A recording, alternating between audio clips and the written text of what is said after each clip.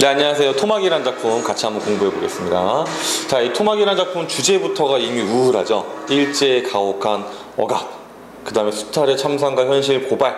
자, 근데 이 토막이 아마 한 번씩 배워본 학생들은 이게 집인 걸 알고 있을 거예요. 근데 이게 어떤 모양의 집인지는 사실 정확히 알지 못하기 때문에 느낌을 잘 받을 수가 없는데 사진으로 보여드릴게요. 자, 이게 실제 토막 집입니다. 100년 전에 찍은 사진이 100년 전에. 지금 보시면은 뭐 담도 없고요. 그냥 거적대기 그냥 대충 덮어놓은 거예요. 그 나무 구조물에다가. 그리고 그냥 이렇게 항아리 몇 개 놔두고. 이거 사실 지금 우리 기준에서는 뭐 사람이 사는 집이라고 보기가 어렵죠. 지금은 창고 이따위로 짓지는 않잖아요. 그죠? 즉, 이 토막이라는 모습 자체가 우리에게 상징하는 게 바로 뭐냐면은 일제시대 우리 모습이라는 겁니다. 도저히 인간답지 못하는 삶을 살던 이제 그러한 것을 상징하는, 그러니까 이 작품 굉장히 상징적인 작품이에요. 자, 앞에 있던 줄거리 여러분들이 보는 겁니다. 줄거리 보고 나서 보는 거예요. 자, 그다음에 이제 인물을 잠깐 정리를 해볼 건데요. 명수라는 사람이 사실은 이 작품에서 굉장히 중요한 역할을 하고 있는데 등장을 하지 않습니다. 사실 이 작품에서 아주 중요한 역할을 하는데 등장을 안 해요. 그냥 소식만 전해질 뿐이고 마지막에 뼈다귀 등장합니다. 그냥. 자, 이 사람은 어떤 사람이냐면요, 이 집안의 희망이에요. 이 집안의 희망인데 돈을 벌러 일본에 가는데, 근데 거기서 이 운동하다가 노동해방 운동 이런 거 하다가 그러다가 죽어요. 그래서 작품의 비극성을 심한 이제 그러한 역할을 하는, 실제로 등장하지 않는 인물입니다. 자, 그 다음에 중요한 사람이 이제 명서, 아빠입니다. 자, 이 사람은요 가난하고 병들어 있어요. 꼭 우리 민족의 모습을 보는 것 같죠. 자, 그 다음에 또 명서천은요 굉장히 생활력이 강해. 지금 이 명서 사실은 가장인 사람이 병들어 누워있기 때문에 이 사람이 행상을 해서, 아내가 행상을 해서 이 식구들을 먹여 살리는데 문제가 있어요. 정신을 잃어버립니다. 자, 왜 그러냐면은 명수 아들에 대한 모성애가 너무나 강해서 아들이 보고 싶어서 맨날 가슴을 졸이고 있다가 이 어떤 신문을 봤는데, 물론 자기가 보고 싶어서 본 게 아니라 누가 보여준 겁니다. 신문을 봤는데 이 명수가 일본에서 경찰에게 붙잡혔다는 얘기를 듣고 정신이 획가닥 가버린 거예요. 이제 이렇게 정신이 획가닥 가버린 거를 보고 우리가 또 이 비극성이 심화되는 것을 느낄 수 있죠. 근데 이렇게 너무 우울하게만 끝나지는 않고 다행히 금녀라는 존재가 있습니다. 이 금녀는 이 둘의 딸 명수의 여동생인데요. 자, 모두가 그냥 정신줄 놓고 좌절에 빠진 상태에서 금녀만은 그래도 희망이 있을 것 같다는, 비극에 좌절하지 않는 모습을 보여줌으로써 약간 덜 우울하게 끝나게 하는 역할을 하고 있습니다.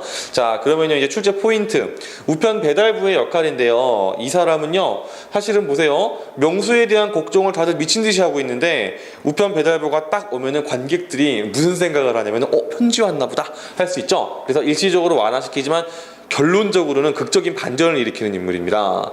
유골을 배달하죠.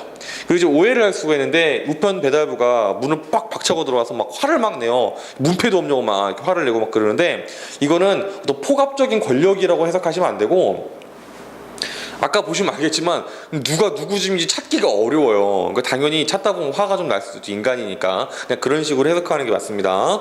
그 다음 토막에 나타난 상징성 여러분들이 반드시 읽어보시기 바랍니다. 자, 그 다음 명수의 죽음에 대한 태도 여러분들이 또 읽어보시면 돼요. 제가 설명 한번 들었습니다. 마찬가지예요. 자, 주요 장면을 보겠는데, 자, 지금 공포의 빛이 감돌고 바람소리가 들리고 이런 말들 있죠. 지금 이 장면 뭔가 약간 살짝 귀기가 느껴지기도 하면서 되게 쓸쓸한, 바람소리라는 좀 약간 좀 암울하고 불안한 느낌 막 들잖아요. 그죠? 비극성이 강조가 되는 이제 그러한 내용과 분위기고요. 그 다음에 지금 배달부가 소포를 바닥으로 화를 내다가 이 명서가 지장을 그냥 찍는 게 아니라 덜덜덜 떨면서 하는 게, 이 장면 자체가 관객들에게 불길한 느낌을 줄 수 있다는 거, 그거를 잘 기억해 주시기 바랍니다. 자, 우리 문제를 바로 보겠는데, 자, 보기를 참고로 해서 감상을 해보래요. 사실주의란 말 나왔는데 여러분들 많이 들어본 말이죠. 리얼리즘 이런 말들. 이 사실주의는요 보기에 따르면 낭만주의에 대한 반발로 나온 거예요. 낭만주의는 뭐냐면 그냥 이상주의, 뭐 회의, 우울증, 감정적인 약간 그런 부분인데, 자, 그런데 사실주의라는 것은 현실을 그대로 그려내는, 물론 사실을 그대로 옮긴 것이 아니라 현실에 있을 법한 문제의식을 옮겨놓는 거죠. 이런 것을 우리가 사실주의라고 하는데, 우리나라에서는 좀 어렵게만 나와 있는데 그냥 대충 생각해보면 1920년, 30년대가 아주 많이 나왔습니다. 간단하게 말씀을 드리면. 자, 그 다음에 이제 문제를, 선택지를 보겠는데 정답은 바로 1번이 되겠습니다. 토막집이란 배경, 1920년대 일제강점기 비참한 생활, 강의 들었으면 답 알겠죠. 그죠? 정답이 1번이고요. 나머지는 왜 안 되느냐? 이건 제가 해놓고 안 보여드렸네. 1970년대. 이미 아니죠? 그죠? 그 다음에 3번.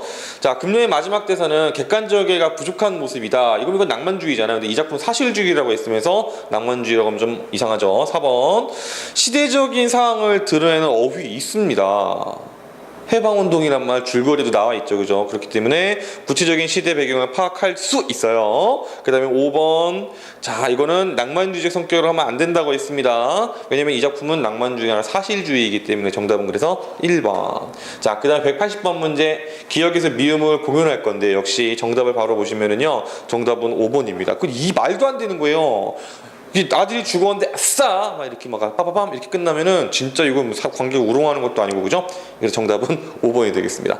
자, 이렇게 해서 지금 이렇게 또 토막이라는 작품 강의를 한번 끝내봤는데요. 이 작품은 사실 처음부터 보면 진짜 우울하기가 이를 데가 없습니다. 읽지 마세요. 그냥. 알았죠? 자, 강의만으로 해결하시기 바라고, 실제로 수능에 나왔을 때도 해당되는 부분만 봐도 전혀 어려운 작품이 아니기 때문에 여러분들 충분히 고득점할 수 있을 거라고 반드시 믿습니다. 저는 이승훈 선생이었고요. 여러분 멘트 아시죠? 수능 대박 볼 겁니다. 화이팅!